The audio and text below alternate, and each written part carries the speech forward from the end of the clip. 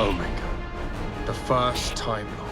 Okay everybody, what I had planned for this video was to be a video about who Omega was, his origins, the episodes he appeared in, and what you need to know before going into the finale of the next episode. However, when I was trying to get clips for this video, I found out that there is a very popular video going over who is Omega, and even one very recently, so I won't be doing that video. But the title, as you can see, is still Who is Omega in Doctor Who? Because alongside Rassilon, Omega is probably one of the most important Time Lords out there. Firstly, I want to start off with a few episode recommendations if you want to see Omega's appearances. The episodes The Three Doctors and The Arc of Infinity are basically two episodes that you must watch before the finale. These episodes you will get to know who Omega is, Omega's backstory, and really kind of his whole vibe for the finale, unless Russell T Davies decides to change him completely. And I have a couple of episodes that I would recommend watching, which they're not essential viewing because Omega isn't actually in them, but I think they still add quite a bit of context, is Remembers the Daleks for basically just the hand of Omega,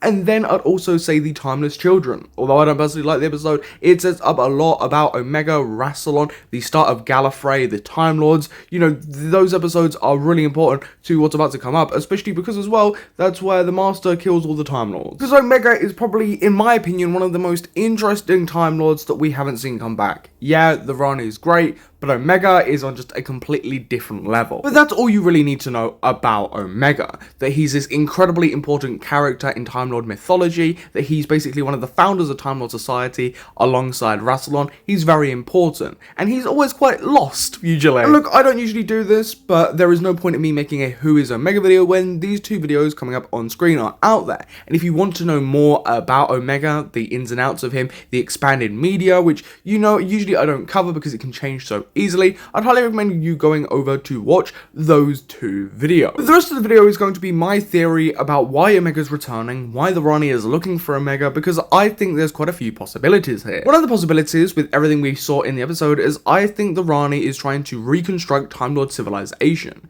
She has the God of Wishes with her, this child, she has Conran, she has the other Rani, and I think she needs Omega to restart and re-kick Time Lord society. Because there has been this huge focus on the fact that the Master has eradicated all Time Lords, and I think this is where it's leading. We also know that Space Babies ties pretty heavily into this, and I think Rani has been trying to build a new Time Lord race, a new Time Lord civilization, maybe engineering them, because at the end of the day, that's what Rani is. She is a scientist at heart. And I think using the God of Wishes and Omega when she eventually finds him in the next episode, I think she's going to be trying to bring back Time Lord civilization, but I don't think it's going to go the way she thinks. I think Omega will likely end up killing the Rani or taking over completely, getting revenge on the Time Lords after death. I also kind of think that Susan Foreman, the Doctor's granddaughter, is kind of acting as Omega's harbinger, that yes, Omega is returning, that it is set in stone, and that yeah, this is a big trouble that the Doctor needs to defeat pretty quickly. Everything is definitely pointing to this engineered Time Lord civilization. Bringing back Omega would be the final piece in that puzzle, and I'd genuinely like to see how Omega interacts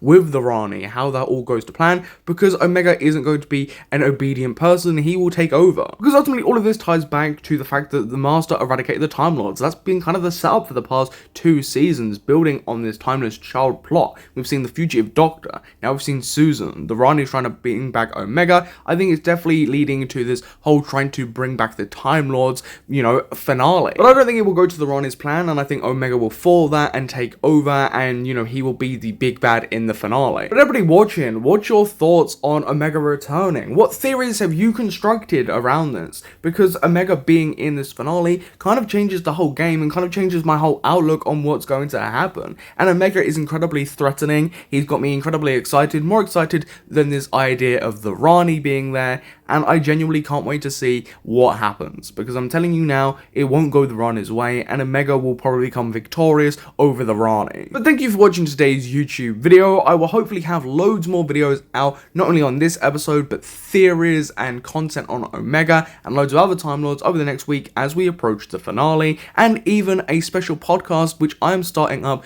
with one of my friends. So I will catch you in the next piece of content. Like I said, feel free to comment down below your thoughts, and I will catch you in the next Doctor Who video.